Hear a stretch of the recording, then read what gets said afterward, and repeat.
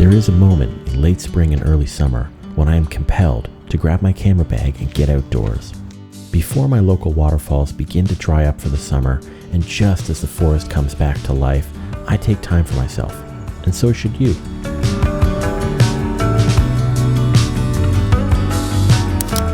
Well, I'm here at Hilton Falls, and just come out to this place to get a little bit of alone time with this nice waterfall.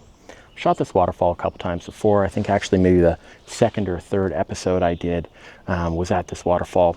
And every time I've been here, I've always kind of ignored one of the things that makes this waterfall special. Well, in an effort to kind of change my perspective a little bit, I have come with an idea of getting something a little bit different than I've gotten before, and mostly just to sort of get out, enjoy an adventure day, get the blood pumping, sweat a little bit, and get out with my camera.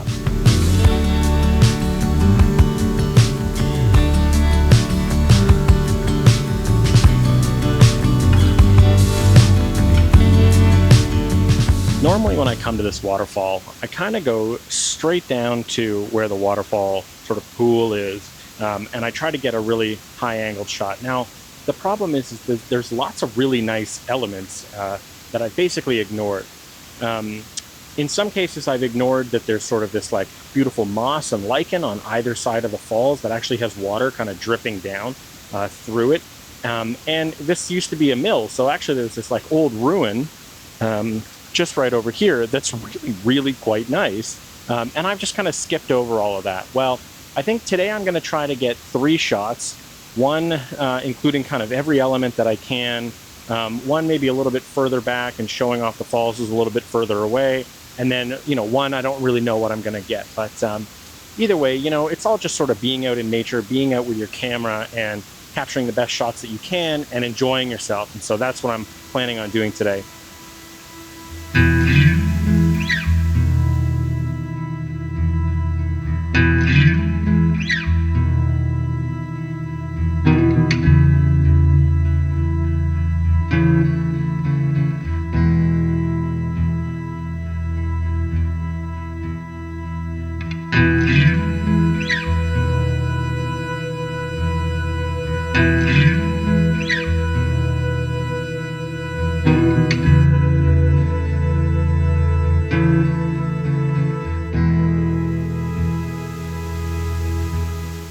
All right, well, basically, this isn't working. I've come to a spot that's got a lot of interesting roots, and there's like some ferns and a couple of other, pieces of moss and greenery. And I'm trying to get that as like a leading line foreground that goes down sort of into this rock, base of this mill, and then has the waterfall on the right side. Because the waterfall is kind of coming down to the left, it makes a lot of sense to have that like off to the right side so that it kind of faces into the center of the frame, if that makes any sense. But it just isn't working, and I'm trying to get these different shots, and I'm really just not finding a lot that's working. So I think what I got to do is really just sort of get up off the ground here and figure out how to use these leading lines, how to use these ferns and things in order to kind of show the like lushness of the waterfall and all of that without cutting off any point of it. So that's what I'm going to do now.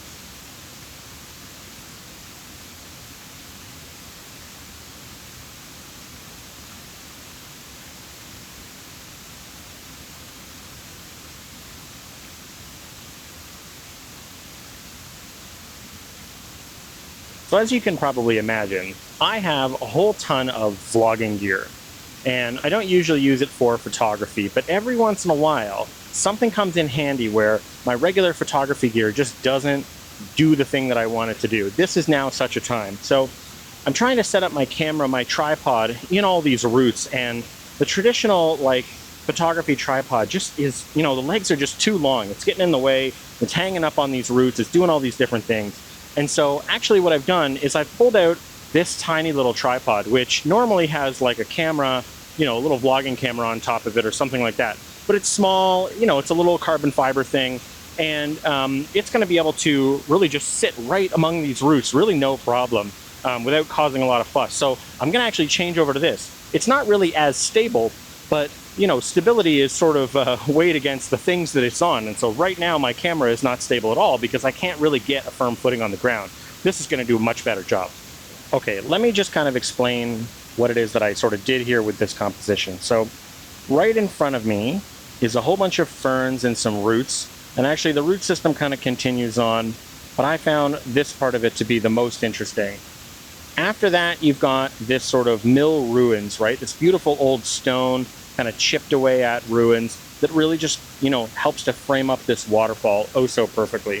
So what I've done in the frame is I've just put those ferns kind of off to the left side, and they all kind of point a little bit up to, the ruins of this mill, and the mill right beside the waterfall, so, sort of leads into that. And you really get this like dark to light kind of gradient across the frame because the sun is really blasting in here.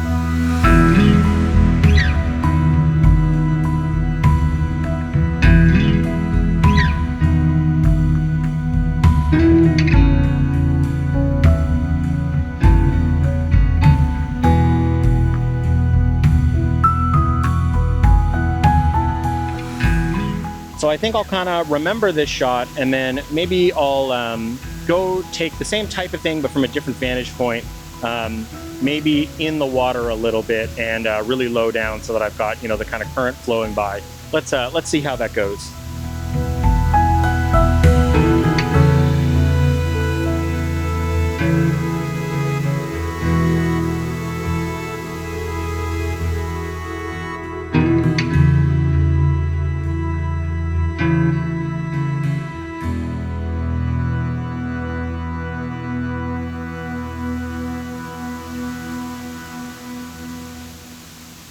I've come to one last composition, which I think is a pretty classical composition, and unlike a lot of my photography, it's really not sort of super wide lens. Right now I've set myself up at 28 millimeter, very straightforward composition, and frankly very simple settings. I'm on aperture priority mode, but I'm going to try to adjust so that I get just the right amount of motion blur in the water. Really, I'll set up my first focus point here, which is just this left side, really this ruins of the mill, and pretty simple, F11, 5-second timer, go ahead and take that shot. Now I'm going to bracket a little bit, meaning that I'm going to just change my exposure compensation so that I'm down a little bit, because you can kind of see I've got some zebra display in the water there, and I just kind of want to get rid of that. This 1/15th of a second doesn't really work for me. I would prefer that to be about 1/5 of a second. So what I'm going to do actually is just sort of take my aperture down. I guess I'm going to F18, gives me 1/6 of a second. Let's see how that works. All right, it's okay. I think I want a little bit longer, and I don't have a whole ton of options for that. I think what I can do is take the exposure compensation up a little bit, and I'll get more time on my shutter speed, but I will have a little bit of blown out highlights, and that probably maybe won't be a big deal. All right, let's get 1/5 of a second in.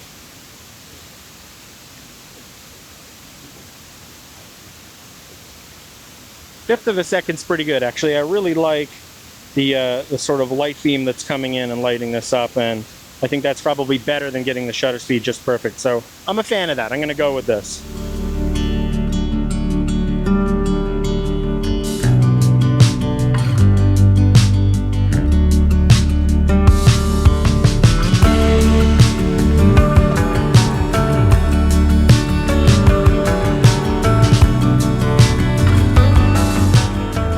All right, well, I'm going to climb on out of here and get back to the trail, get back to the car. Hope you enjoyed today's episode. Thanks very much for watching. Bye for now.